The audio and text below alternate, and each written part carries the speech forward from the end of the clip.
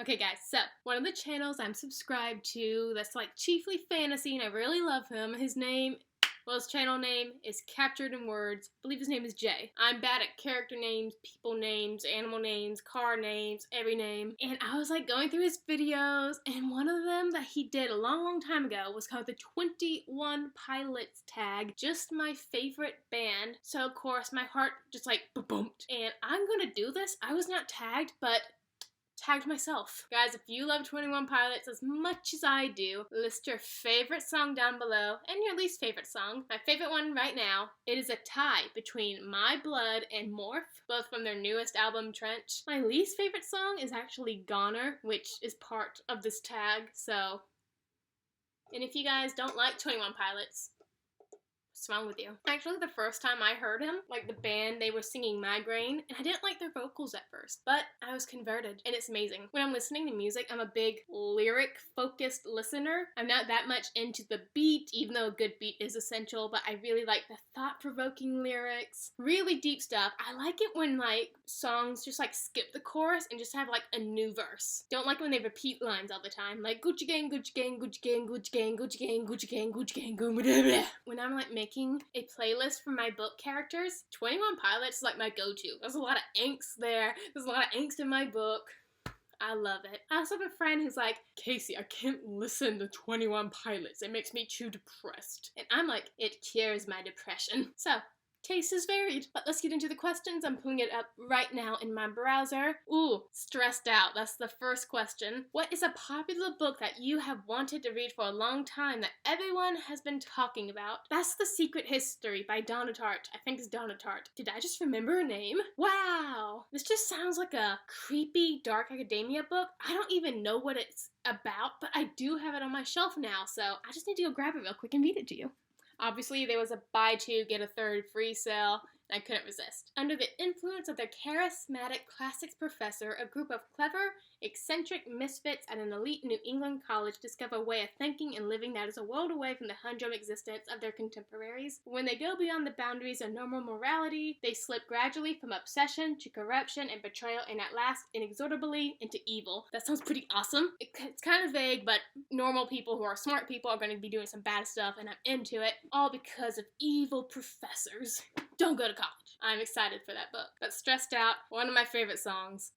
There was a time where I just did like awful on a test. Like, actually I got an 87 on the test. I didn't do awful, but I was thinking I was doing awful. Because like the teacher came to the classroom, said we only had 5 minutes left of the test. I still had 3 pages to go. So I just did like a Luck of the Irish thing and just like randomly like hit the buttons, filled in the bubbles, and I ran out of the classroom after handing in my test, got in my car, just listened to this song on repeat the entire ride home, crying my eyes out. But it all worked out in the end, so 21 Pilots is a magical band fairy that grants you good exam grades. That's my explanation. Number 2, car radio. Name a book that contains issues you felt you connected on to a personal level. Okay.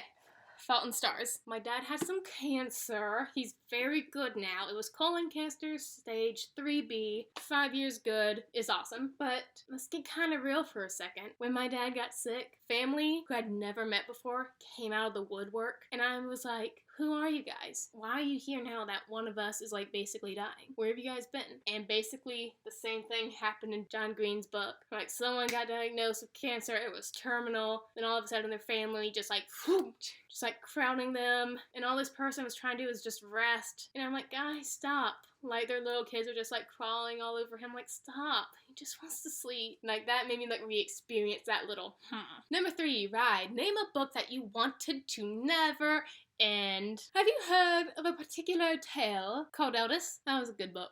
But, you know, it continues into the 3rd book, Brissinger, into the 4th book, Inheritance, then into a short story, and then there's going to be a 5th book coming out eventually, so I guess it technically hasn't ended yet. So let's just do an Enchantment of Ravens. This is a very short, under 300 pages fantasy book, and I really liked it, but I do think it should, like, have some more. I would love, like, a spin-off.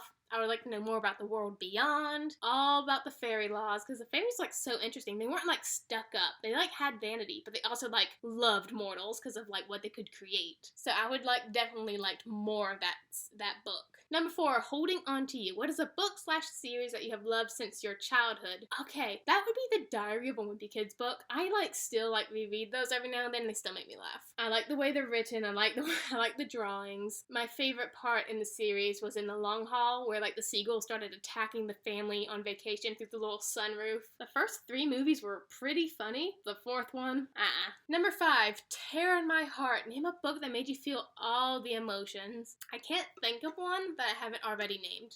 Aragon. Let's just do Imaginary Friend, because all the emotions, like I was laughing, I was scared, I didn't cry, because there wasn't really a sad bit. I was confused sometimes, but all in all, it gave me a good range of emotions, like, oh, this is so cute, it's a mom and her little boy. Oh, he's going to school. Oh, dang, he went missing. Oh, now he's controlling metal. Then you get the lady who's just like pouring makeup on herself, and I'm like, stop. Then you got like the old man in the Girl Scout uniform. You creepy. Then you got some heartwarming stuff towards the end, like, aw, everything's okay. Hug your loved ones. What is your personal favorite underground book/series? I actually don't know what that means. Let me Google something. Does that mean like underground, like we're gonna topple the government or something like that?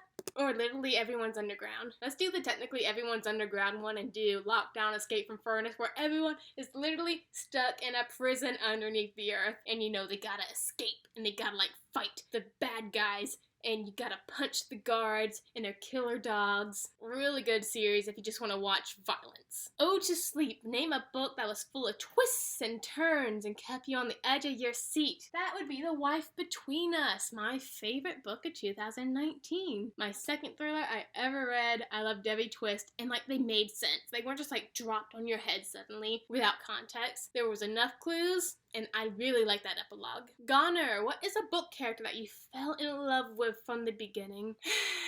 I'm a goner. Okay, you guys are going to hate me, but when I read Twilight for the first time, the second Edward Cullen opened his mouth, I fell in love with him. He was so like 18th century polite, and like chivalry is like the best way into my heart, and I'm like, oh my gosh, yes, bite me. And I still like him. Like, I don't have that many bad things to say about Twilight, actually. I think it actually would have done much better if it was like more contemporary instead of like suddenly, because like if you guys know Twilight, it's basically love affair, human, vampire. They're basically just living out their days together, dating in high school and stuff like that. Then all of a sudden, towards the end, we suddenly have this big villain that pops up out of nowhere. If we would have just like got rid of the sudden plot villain and just like kept it to the relationship, I think it would have been much better. Migraine. What is one book that gave you a headache to read? Literally, like if we take this in the literal sense, big print books. Every time I open them, the words are this big, and it literally hurts my eyes. But another like metaphorical example again, but better, because the dialogue just made me go ooh from the cringe, and like my brain just did a flip. Lastly, We Don't Believe What's on TV. What is a book that you love that most people seem to hate? Have you heard of a particular series called The Inheritance Cycle? I haven't read much of like mainstream books, so like I have them on my shelves, I just haven't read them yet. So still a work in progress. And guys, that is the end. It's good jamming out with you guys to some good old 21 Pilots. I don't know who to tag in this because I don't know who's a 21 Pilots fan, and I don't want to tag you if you like absolutely hate them. So if you feel called by Josh Dunn to do this tag, grab your pet cheetah while you're sipping on straight chlorine, run into your house of gold, my blood, and do it. I don't know. I was trying to make a sentence out of the titles, I know. I'm a goner. Oh, but don't be stressed out with migraines. Someone stole my car radio on my ride, and I'm holding on to you, my best friends. Have a good day.